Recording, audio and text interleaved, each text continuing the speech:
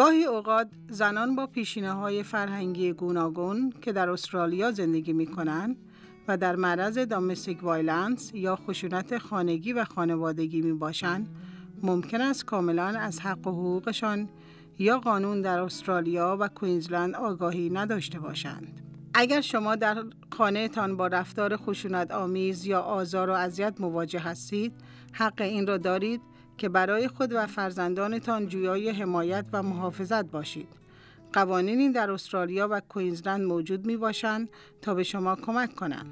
اگر شما از طرف شوهر، نامزد یا یک عضو بالغ خانوادهتان آزار و اذیت دیده اید یا تهدید به آزار و اذیت شده اید، شما می توانید برای صدور پروتکشن اوردر یا دستور حمایت تقاضا کنید. ممکن است مراجعه به دادگاه مشکل به نظر برسد. Domestic and Family Violence Court Assistant یا برنامه کمک رسانی از طرف مرکز خشونت خانگی و خانوادگی بر علیه دامستیک وایلنس می تواند برای شما پشتیبانی و کمک در دادگاه را تأمین کند. این برنامه در محل دادسرای ساوثپورت مانچستر انجام می شود. این دفتر توسط زنانی اداره می شود که می توانند به شما کمک کنند تا به امکانات زیر دسترسی داشته باشید. خدمات ترجمه رسمی به طور رایگان. اطلاعات درباره آنچه که در جلسه دادگاه و پس از آن رخ می دهد. کمک برای درخواست صدور Domestic Violence Protection Order یا دستور حمایت بر علیه خشونت خانگی و خانوادگی. پشتیبانی و مدافعه در دادگاه. اطلاعات درباره سایر خدماتی که می توانند به شما کمک کنند. چگونگی در امان ماندن در جریان و پس از دادگاه. تمامی خدمات به طور رایگان ارائه می شوند. امروز صبح خانم مریم به همراه دوستش خانم مری به دادگاه ساوثپورت مراجعه می کند تا برای صدور Domestic Violence Protection Order یا دستور حمایت بر علیه خشونت خانگی و خانوادگی درخواست کند. مریم به مدت 9 ماه در استرالیا بوده و در طول این مدت شوهرش رفتار آزاردهنده‌ای در برابر او داشته و این وضعیت در حال بدتر شدن است. در دادگاه مریم و دوستش می توانند در یک اتاق انتظار محفوظ منتظر بمانند.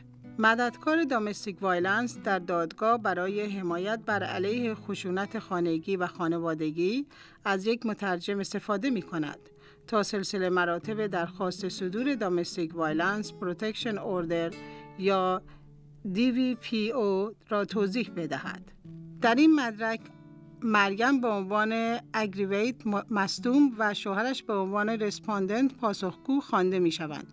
او باید سوانح به خصوصی از آزار و اذیتی را که تجربه کرده برای دادگاه توضیح بدهد تا آنها قانع شوند که او و فرزندانش در امان نیستند و به یک Domestic Violence Protection Order یا DVPO نیاز دارند. مریم درخواست کرده است که پلیس پراستیکیوشن یا پلیس دادستانی به نمایندگی او عمل کند و همچنین حضور یک مترجم نیز فراهم می شود.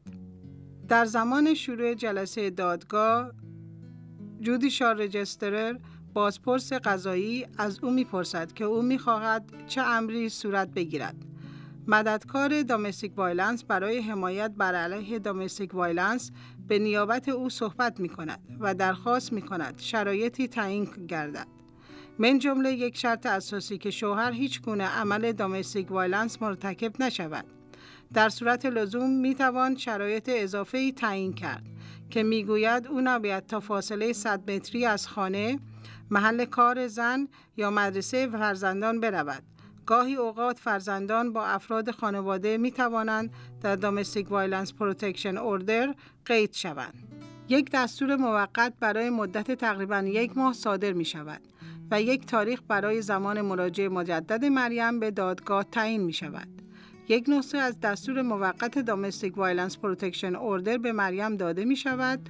Domestic Violence Protection Order توسط پلیس به شوهرش ابلاغ می شود و او حق دارد که در آن تاریخ در دادگاه حضور یابد یا با کانسنت رضایت بدهد و یا بر علیه درخواستنامه کانتنتس اعتراض کند. مددکار دامستیک وایلنس برای حمایت بر علیه دامستیک وایلنس به مریم توضیح می‌دهد که جلسه دادگاه بعدی منشن نامیده می شود و اگر شوهرش حضور نیابد یا اینکه حضور پیدا کند و در درخواستنامه رضایت بدهد، دامستیک وایلنس پروتکشن اوردر برای مدت 2 سال می تواند صادر گردد. اگر شوهرش بر علیه درخواستنامه اعتراض کند، 2 تاریخ دیگر برای دادگاه تعیین می شود. یکی برای یک ریویو منشن یا بررسی و یکی برای هیرینگ یا استماع که در آن جلسه قبل از صدور دامستیک وایلنس پروتکشن اوردر شواهد ارائه می شود. به مریم اطلاع داده خواهد شد تا برای این مسائل او بتواند به مشاوره حقوقی قانونی دسترسی داشته باشد. در طول جریان دادگاه و متعاقب آن، امنیت جانی مریم اولویت خواهد داشت. مددکار دادگاه برای حمایت بر علیه دامستیک وایلنس در این باره با او صحبت و بررسی می کند و راجع به یک طرح ایمنی صحبت می کند. اگر در وضعیت مریم تغییراتی ایجاد شود و شرایط متصل به پروتکشن اوردر دیگر مناسب نباشد، با اضافه کردن یا برداشتن شرایط خاصی او می تواند برای ایجاد تغییر در دستور درخواست کند. برای اطلاعات بیشتر و دریافت حمایت لطفاً با دامستیک وایلنس پروتکشن سنتر تماس بگیرید.